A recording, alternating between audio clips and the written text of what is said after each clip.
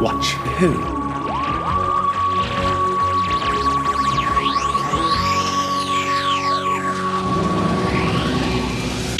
Hello, Hello, and welcome to Watch Who, a Doctor Who podcast. I'm Mark, I'm Sarah, and I'm a Doctor Who fan, and I'm new to watching Who. watching for the very first time. Very first time. Order, court is now back in session for the second part of Trial of a Time Lord. Inquisitor Sarah, do you have any thoughts on this matter? This matter. Um, this was tricky. This was hard. That's what I feel about it. I did enjoy it, but it breaks up so much and going the back and forth. It was really difficult. Well, before we start, last week we went straight into it. So I didn't do any updates or any other bits and pieces, and I forgot loads of stuff basically. So if the court will permit, may I present a few little updates? Yeah. Um, what we didn't talk about new series news. The trailer came out Oh, so on yeah, the May 15th, something like that. I think We're it's the just wait 11th of May, close enough. and it's going out on. So the first two episodes are on iPlayer the Friday at midnight, and then it's going to be shown on TV on the Saturday night. I see. So that's going to be the pattern. So they're all going to drop iPlayer at midnight on the Friday. The reason being, so the whole world gets it at the same time, and they've prioritized America to get it at 7 p.m. How do you feel about that as a fan? Well, everyone's going to be up at midnight waiting for the new episodes. Like, they're not going to wait till it's on TV, are they? So everyone's going to be on Twitter at midnight on the Friday before. What's interesting about that is it's going to massively affect viewership, isn't it? Well, they add all the viewing and the iPlayer stats up, so I don't know. But I'm not, I could be wrong, but like one of the big things, especially at Christmas, was like, the most watched things. Did that include iPlayer or was it like people around the TV watching? I think it was probably around the TV to begin with was a high number, and then a load got added on I catch see. up. So it's going to be a huge Twitter mess, is what I predict. Oh yeah, for sure, for sure. So that's that. And also, I forgot to say, because we went straight into the story last time, I forgot to show you. I had this ready, and I forgot to show you my Trial of a Time Lord VHS tin, which I know you're really Lovely. excited to see. Can't wait to see that. So it came in this lovely tin, the Trial of a Time Lord box set. Right. People who got the videos would know. Oh no, you can't I see. can't Oh no. see. That's what I'm saying. I'm holding. Okay, sorry. So sorry, listeners. We've had some issues here in the trial. That screen isn't working. So basically, me and Sarah are on Gallifrey Zoom at the moment, and we can hear each other, but Sarah's camera or whatever. I can see Sarah, but Sarah cannot see me. Or So I've just anything. held It's up just a my. black screen. Okay, That's so why I I'm was gonna. like, that'll be good to. That's why I sound a little bit stressed, viewers, because I'm just sat here tapping, trying to get my screen back on while Mark's talking. I was just waiting for this thing, and I was like, "Why aren't you looking at this? Why aren't you looking at my TARDIS tin?" Yes, I can't see. Okay, we're gonna move that item over to next week. Court, please make a note of that. I would love to be that court person that does all the. I don't think I could type it all up quick enough though, as it happens. That's the problem. But I would love to do that. What? Type the minutes. Be the court like note taker or whatever they do. Which I noticed in this they don't. It's just the Inquisitor, and she's doing all her own notes. There's no other court admin people around really. Well, who are the people in the background? They're not the jury. Are they just Time Lord people? I think they are. They're there Time just to Lord watch. Yeah. people. It's to add numbers. Yeah, it just makes it look. Otherwise, it's just three people sitting there in this like wooden set. Okay, then. Right. Let's talk about the story because other stuff will come out of that. I'm So, hoping that like I can see you soon. okay. Well, previously, the Doctor was on trial, and we left off with the Valeyard changing his admin and saying, "Oh, it's not an inquiry anymore. We actually want to kill you because of all this stuff, and I'll make sure that that happens." Which objection, I say. So we carry on. Objection, I say. My favorite court thing, which I learned when I was doing copyright law, I did like one module of it was prima facie. When we were being taught, the lecturer, she was always like, and prima facie and prima facie. And we were like, what is prima facie? It just means like on the face of it all, as you can see, sort of thing. But the legal jargon is prima facie. So this week, prima facie, it's another pice of evidence from the You've been Valiard. waiting years to put that in a sentence, haven't you? Yes. I'm going to use it as much as possible. Um, Oh, no. so it's another piece of evidence from the Valiard saying this is what the doctor's done again. Up to this point, okay, from last week onwards, who do you think has a fair argument? Do you think the Valiard has a point? He's interfered. The doctor needs to pay for his crimes, or the doctor's like, I've been doing this for ages. I helped. There's a mystery here about the Earth. Where are you at the moment if you was on the jury? I mean, I just feel like at this point, we still don't have the full picture as to why they feel this is a justified. Imagine if he murdered someone, right? Or did something that completely changed the course of time. But at this point, none of that feels like. But they're not, I don't know. But then also, I kind of think like, is it a case of his presence changed it? Well, that could be the case for anything that he's saved. I just feel like we've been here before, and it's a bit weak. Yeah, at the moment, I think it is. Yeah, yeah. And the doctor did ask about the bleeps and the weird stuff going on, and that still hasn't been resolved yet from last week. Yeah, it's got to be a pretty strong argument to sentence someone to death. And what this is a case whereby he's not even aware of the evidence being put in front of him. Because he can't really remember where they've taken him out of time from, which we find out in this story is where he came from. But we start off on this planet, on the beach, The pink which I beach. think looks absolutely amazing in terms of effects, with the So planet and the maybe pink your sea. effects were slightly better than mine. No, no, this I just saw the original effects. The Okay. planet in the background and the pink. Do you not think that was a really cool, inventive way? It was a clever way. Initially, I had a moment of like, is there something wrong with the TV I'm watching this on? Well, I think it's a really good effort to make it look like they didn't just have a beach, which is in Hove, actually, down the road, because John Nathan Turner lived there down the road, which you saw in bus form. It's near his My house, so face that's where in they. that picture says everything. It's like I'm smiling, but my eyes are dead. Well, it was just 10 minutes round from his house. That's why I got filming down there on the beach. But no, I just think it's really effective. We haven't seen anything like that. They've not tried to do it. It's new technology again. They're trying stuff out with this. I think it's like this paint box thing that the BBC got. But I just think it's really clever because they've managed to do the sea and this. Okay, it's very bright on the beach, but it's supposed to be like that. It Yeah, no, looks it is like. effective. It is effective. I think it sort of feels gimmicky effective, Rob, but that's what they could do at the time. So I think I'm being a bit mean-spirited with that. Oh my God, I thought you'd really like that. I'm really surprised. I'd really like them putting a hue on the camera. Well, yeah, with the planet and stuff, it's cool. Okay, well, they soon get into the studio, so they're soon indoors. For me, just a lot of this story, and even she says it, like all that preamble, that first episode was really slow. The more I watch this one, the more I like it.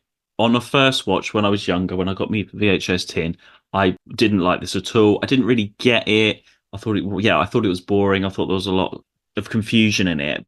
Once it got going, I enjoyed it. It was, but there was that first episode, I really struggled, and that is a prime that you've just what you've had is a court scene where they've reminded us, yeah, we're in court. Then we have this scene that doesn't, it's nothing, it doesn't do anything other than like we're on we've landed, it's pink. No, no, it says what it says, where they're there for a reason because they found whatever they mentioned. They said, we've talked to this guy who said there's weapons or something on this planet that's been supplied by whoever. They've come from somewhere, and the doctor's got that gadget that which is important, and that's why they're there. They're investigating something. Perry's a bit reluctant. They go into the caves. There's that whole scene with the doctor. Not until so they go into before they go into the caves, even the Inquisitor woman, she goes, what is the point in this? And they're like, let's just get to the point. Okay, yeah, them getting out the TARDIS in the water and stuff. Yeah, but that looks cool as well. We've not had a landing on the water like that, and we've seen them get out and wade. Yeah, all of that. Okay, and then it cuts to the Doctor after she says, "Okay, I mean, ultimately, it could have just started with they're already in the caves walking through, and he's explaining, so why we, she's going, so why we're here again? Like, the whole point is it's an inquiry. That's why I really struggled with this, particularly that first episode where there's a lot of back and forth between the court and the story. Because I find that the court is one storyline, the story is like a completely separate element, and they're just fitting in these court scenes between it. And it sort of, you're just getting into the flow of one, and then it breaks. And that was a prime example for me, that start. I kind of thought if it had just been they went all the way through to the end and then the court says something, I probably wouldn't feel as weird about that start.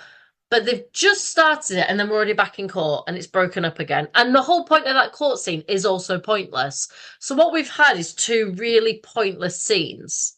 We've had a scene where they've landed on a pink beach with an effect and had some dialogue which doesn't tell us much. Then we go to a court scene where they've gone, why are we showing this? Get on with it.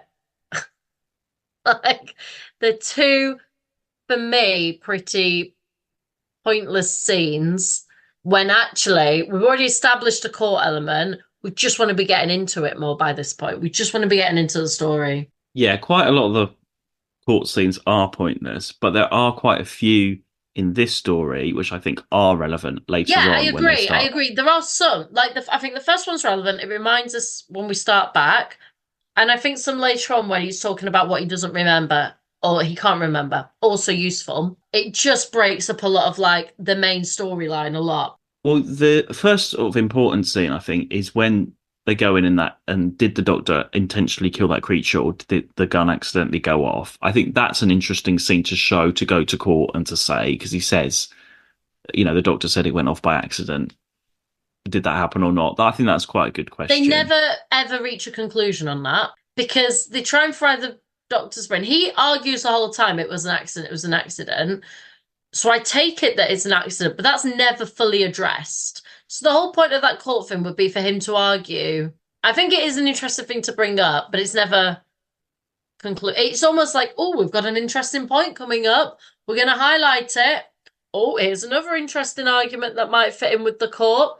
Okay, well, okay. But it feels like they wrote the story and then they were like, oh, we're going to do this whole court thing. So let's have like these moments where, if we were watching this from the outside, what would we be commentating on? And it feels like it's been done that way rather than a story, like, here's a court case and here's some evidence, and writing it as like a story of evidence.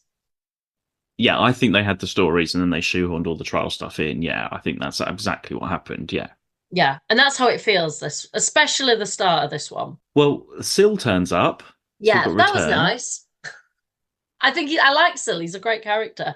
I was quite happy when I saw them. I was like, oh, this is cool because like he was a fun character. I like the bit about Peri being upset that she didn't know that that the Doctor didn't tell her. Like the Doctor knew and didn't tell her. I think stuff like that is interesting to bring up in court. To be like, well, you've put Peri. You know that Peri wouldn't want to be anywhere near him because she got turned into a bird last time. Yeah, she It was mentions it. mentioned. She mentions a bird life. That's very interesting. The Doctor just dismisses that and is like, well, I didn't tell you because, whatever. It's really to the end of that episode where the Doctor gets the brain thing, and that's when things really change. Yeah, and also I found it really difficult to work out whether he was trying to support Perry or not. This is the whole point. Yeah, this is the problem. Does the Doctor know what he's doing or not? Is it the brain thing? Is he pretending? And he Which again doesn't really get answered. the brain thing happens, and you've got King Yrcanos, Great, we'll come to that. who is brilliant. So then initially the Doctor sort of acting a bit like him, as if they've got muddled up in the machine a little bit. He's acting like that, and Perry's like, what's going on? Poor Perry, adding to, she gets the most trauma in this. Of all her trauma watches, Oh yeah, this yeah. is And it comes down to that scene even when the Doctor is like interrogating her when she's on the rocks with the actual sea coming in, and that was the actual real sea, and they actually chained her to the rocks.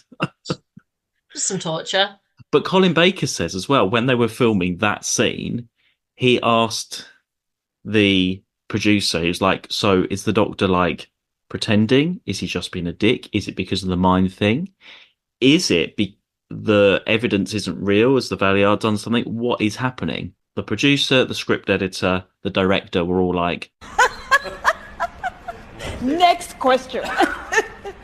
See ya. nobody could answer. Nobody did. So he says he worked it out. He talked to the director, and they were like, "Okay, I'm going to play it as if Yeah. this didn't really happen. This wasn't his. This wasn't actually what happened. It's been manipulated. It wasn't really what the Doctor was like." That's how he played it. Yeah. No one could give him an answer, which shows, Just you what know, a mess that was. just Yeah. what a mess it all is.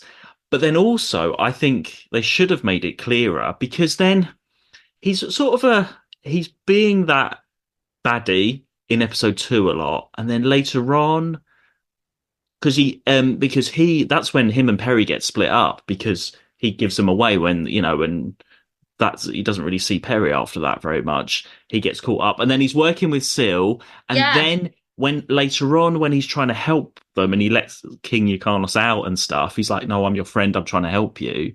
And it's even worse because this Doctor last season has acted like this before. The actual Doctor, so it's not out of his character. If he'd never been like that before, if it was like a different Doctor who's always nice to his companions, didn't strangle her and You'd wasn't know. shouting, it would be so obvious, but it's not obvious here because he can act like that sometimes. Yeah. And is Yeah. he actually pretending? Because there's these looks. So yeah, it's not 100% what is real and what's not. What's like fake news on the trial evidence at some point because the Doctor says it did happen, but not in that. The inflections are all wrong. Is slightly different. What I found interesting is in this story, the worst character is the Doctor. For him to be the lead of the show, it's kind of a shame. We've had it sometimes in the past. He's the weakest part of this entire story. He doesn't bring anything different. He causes a lot of trouble and issues. I mean, they've put him with the whole, what's his name? The other Doctor person. What was his name? Well, Crozier. Crozier. They've put him with Crozier because, like, to keep him involved in that story. But because he's so, oh yeah, yeah, he brings nothing.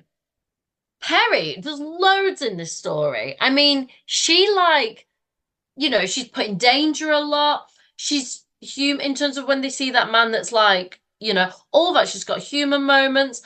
She, teams up with other people. She does loads in this, and she's actually like fully rounded. And then even at the end when it all goes a bit Pete Tong, like she very much she's great throughout. She's so strong. The Doctor's the weakest element in this entire story.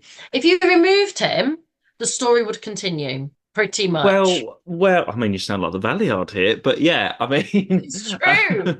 But the Valiard argued that the Doctor meddled too much. I'm well, saying he didn't do anything. well, no, he does. It all kicks off because does the Doctor help Crozier get?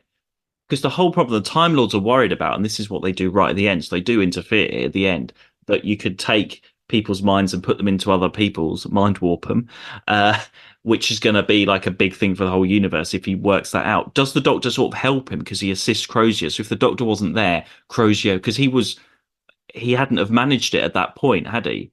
So because the Even Doctor then, helped the him, things that like he talked like it's not like the Doctor says anything radical and he goes, "Oh my gosh, I never thought of that." It was already there. Like I think all of most of the it, Doctor's yeah, inputs are like, "Oh, try that again." He doesn't say anything where Crozier goes, "That's changed the game. That's changed the way we're thinking about this." He helps, but he doesn't bring anything new or revolution. It's all there. He just hasn't figured it. So he'll figure it out at some point, be it this point or another. yeah, I think it probably would have happened. if the Doctor wasn't there. But then he brought Peri there, and Peri was a suitable candidate, and all of that happened. And he would have helped King Yrcanos get out, and all of that. It's quite complicated. One other thing I didn't understand, and this was in the second episode, I want to say. Um, so they walk into the lab and he starts pulling all the stuff off. And then he goes and gets like the cliffhanger is him getting electrocuted. Was it the end of the second or the end of the first start? That's the end of the first, where the Doctor That gets is how long that first story felt for me. I thought it was the second. So he put sort of things. He's pulled them all out. I thought it wasn't going to work, and then it looks like it really has. Oh no, I think Crozier starts putting stuff back Ah, afterwards. okay. I did see he's doing stuff at the back as well. So the King Yrcanos, great Brian character. Blessed, brilliant. Not only the legend Sin and Yrcanos, the great warlord, but also Yrcanos, the even greater liberator! Of course, Brian Blessed doing what he does best, Shouting a lot. shouting. But the relationship with Peri there is quite nice because poor. It is. I mean, this is the My problem. queen. Because you think, what's he going to be like? I didn't, because he's the king, but he's not the king of that planet. I couldn't understand why he was there because he's been captured and you've got all these other people living there, but it's the Syl's like home planet, isn't it? So I was a bit confused where he came from, but never mind. I thought that I could be wrong, but they like making deals with other planets, don't they? Right. I thought they were trying to make him a bit more complacent so they could have a deal with him. Yeah, I think you got it. Yeah, that sounds about right. Yeah, that sounds like it. Because Yeah. like I can't think why they talk about he's this brutal thing and we want him more complacent. And I can't think why they'd want him more complacent unless they wanted to try and because all the deals are terrible deals. That's also the thing. But he's running around these tunnels all the time. He's just left to be in a tunnel somewhere shouting a lot of the time. I don't know why they can't find him. But Peri falls in with him and the dog guy, but they make a great team. But you just feel so sorry for Peri because once the Doctor betrays him, or does he, or whatever, I don't know, and she goes off with them. She's left on her own for a bit, isn't she? And she falls in. Matrona Khan, we've got to talk about Matrona, who runs like the harem of servants. That was such a random scene. That was another random scene. But she also does the operations with Crozier with her makeup and her earrings on, doing the operations and doing the drinks. It's so like that scene was so weirdly pointless. What, where Peri falls in with does the serving? Yeah, and then she doesn't want to go in. She goes in, the Doctor betrays her or whatever. I was like, okay. And then It this was is the so point. short.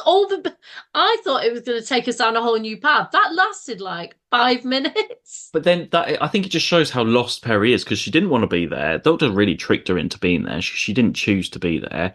She gets, I mean, is it the Doctor's fault or not? I don't know. But she gets left on her own. She has to fend for herself on this planet. She tries that. She's like, well, my life is nothing now. I might as well just be here because I can't get out of this situation. I don't know what the Doctor's doing. That's really cruel, that moment where he says, oh, we've caught her.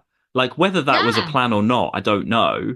But he says in the trial he was wanting to arrested and out of the way as much as possible. He said he was planning that, but I don't know.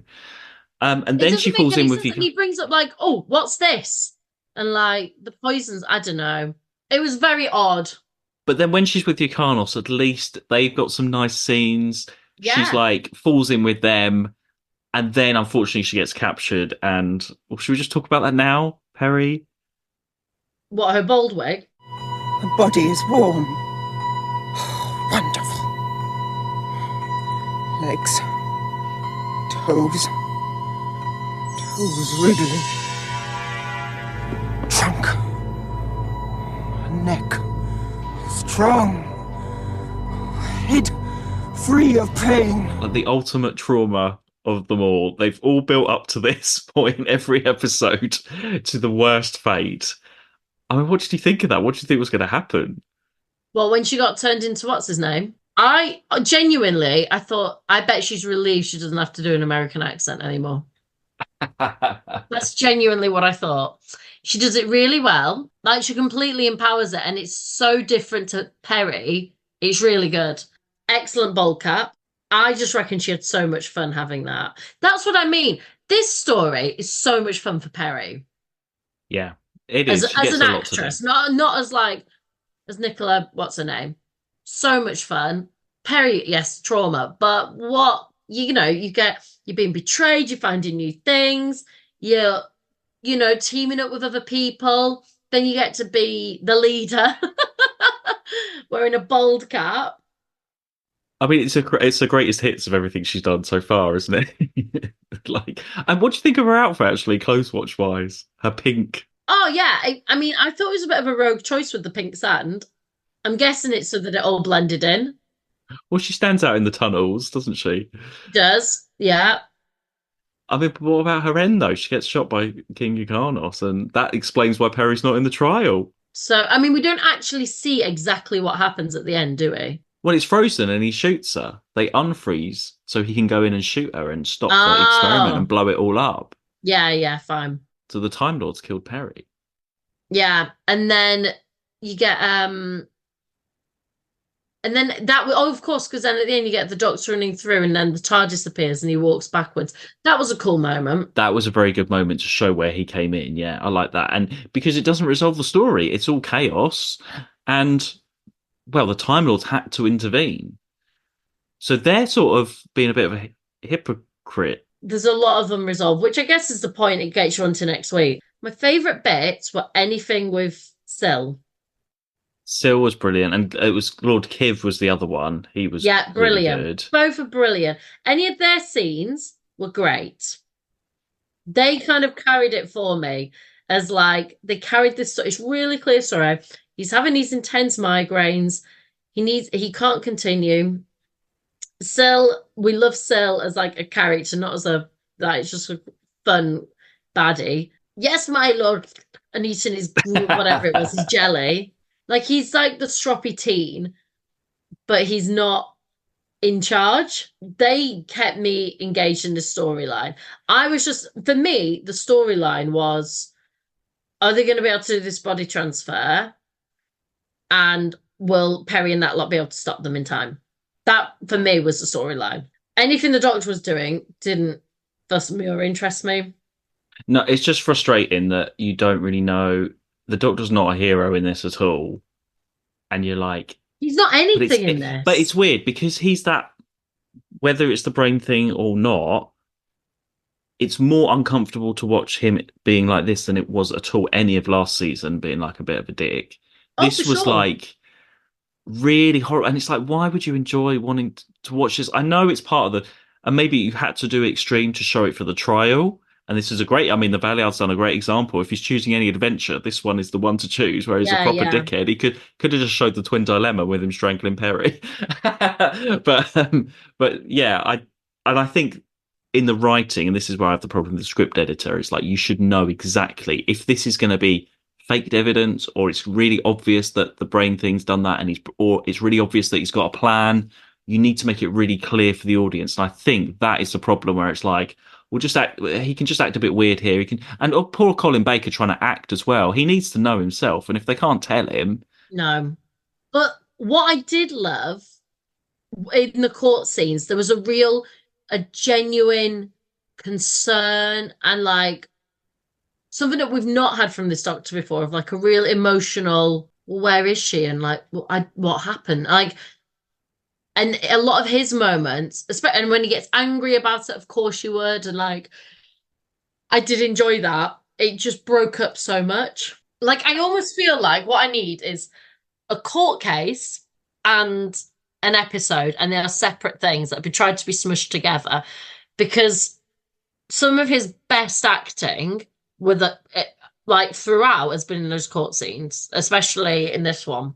but they always, I mean, it's the third or fourth close up of his face cliffhanger. They're always just his face cliffhanger. The cliffhangers have been terrible in Oh throughout. yeah. They've not even bothered with any of them. I mean, showing that at the end of this one is probably the best one so far. You know, explaining what happened to Perry. It's the strangling bit though. If we just go right back to the twin dilemma, so there's this audio that's come out this last week celebrating 40 years of the Sixth Doctor, and it had the H.G. Wells episode in it, which was really good.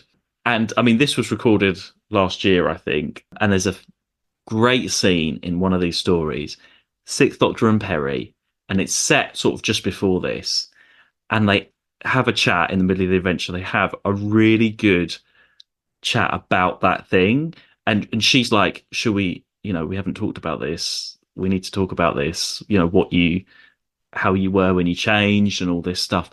And the way it's done with these two actors 40 years later addressing it, and the Doctor's like, "I never understood why you stayed around. Why did you? I did this terrible thing. I wasn't in my right mind." And she was like, "I went on this adventure.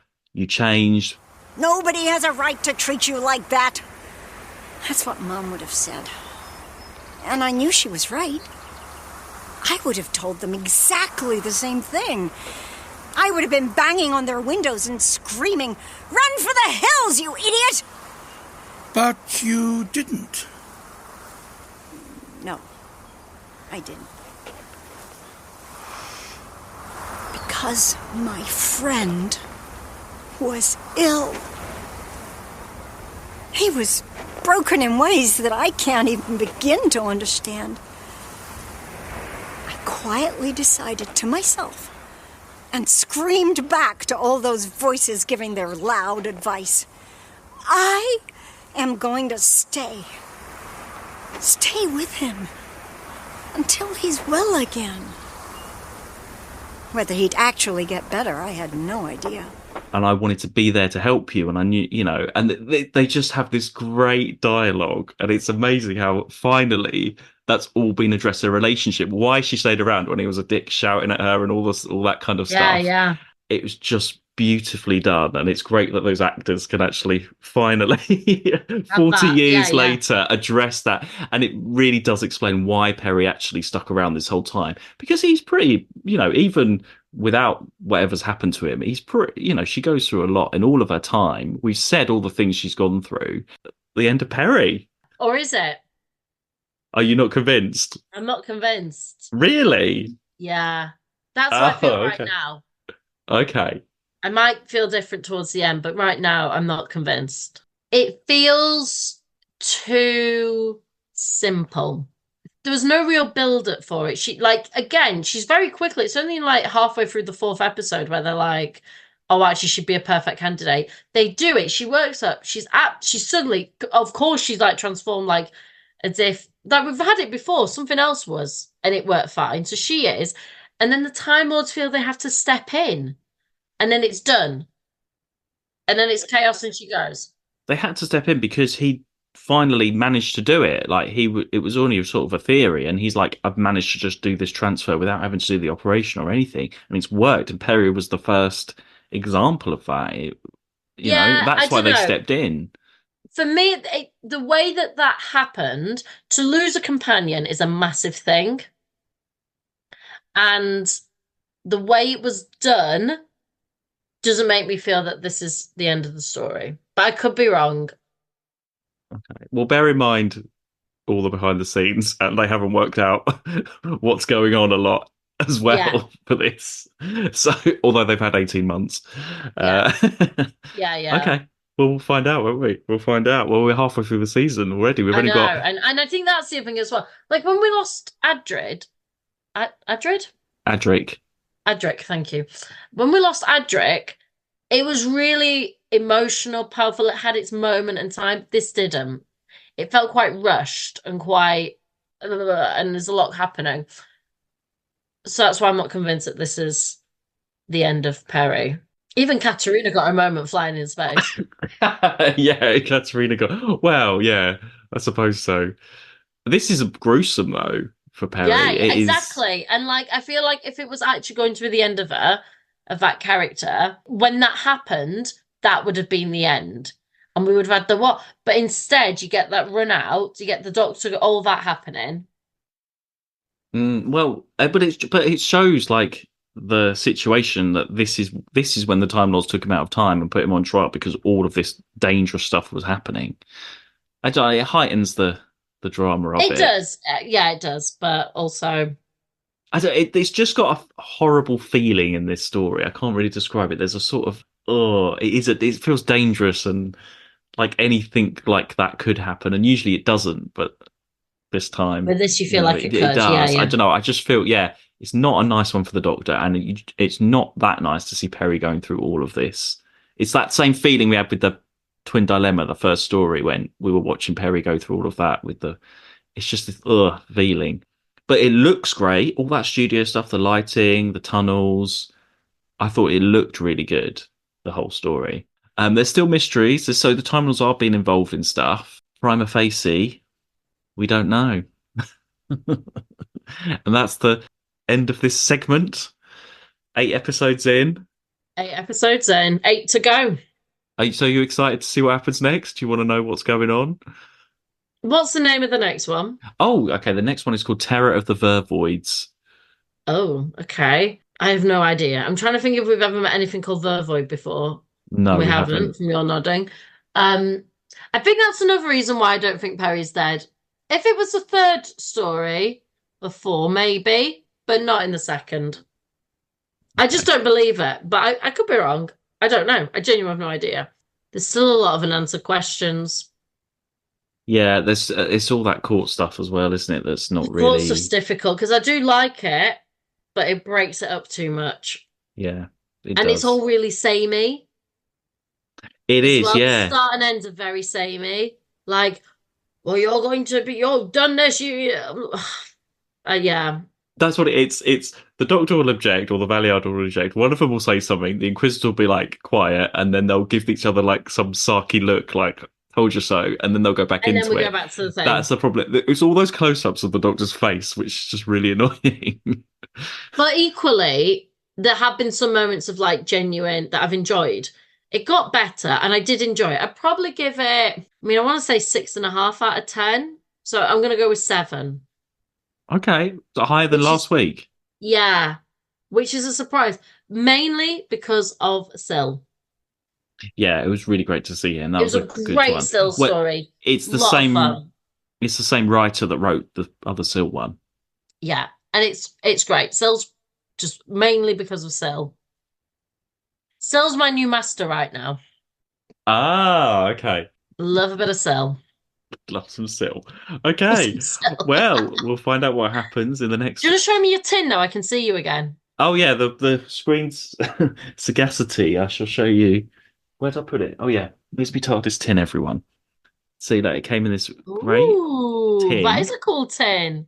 I've seen that tin and before. It used to be on your DVD yeah, shelf. yeah, and there it Oh, is. There's all the 3 videos that it came in. cute. Yeah, so I'm sure lots of people at the time who got the VHS would know the Trial of a Time Lord tin. Still got it as it, and on the bottom you would get a different Doctor. So I've got the third Doctor for no reason at all. I don't know why they didn't put the sixth Doctor in. I always thought it was weird. You got a random Doctor on the bottom of your tin. I bet someone out there's got one for each Doctor. Of But I course. remember this was in the top shelf, W.H. Smith's at the back, and I was like, one day I'm going to get it, and I did, and it was 34.99, It's a lot of money then. which was a lot back then for a Yeah. 3 videos. I did think about turning it into like a biscuit tin or something, but I don't know. I don't want to keep it No, nice. don't, Mark. Okay. Enjoy it for what it is. A Oh, third there we Doctor, go. sixth Doctor biscuit tin. Of course. Non-biscuit tin even. DVD. Oh, not DVD. VHS box, isn't it? VHS, yeah. If you got VHS. one, send us a picture of your tin. I'll put a picture of this up. We'll all share our pictures of our tins. Lovely. But the weird thing is, it's really annoying because it's in a nice tin, but then it's in this really annoying cardboard thing, which always gets caught when you're trying to take out the videos. So it gets like worn away. The flap gets worn away. So it's in a really thin, like No one wants cardboard a warm flap. thing. No. So, and it's just in this really thin cardboard Yeah. thing. VHS. But yeah, there they are. There it is. I don't think there's any spoilers on the cover, so I won't. I flash can't see it too- well enough to see Yeah. that, but yeah. I won't flash it too much. Okay, well, we will see you all next week for Terror of the Vervoids. So we've got 4 episodes and we've got 2. That's it. Oh yeah.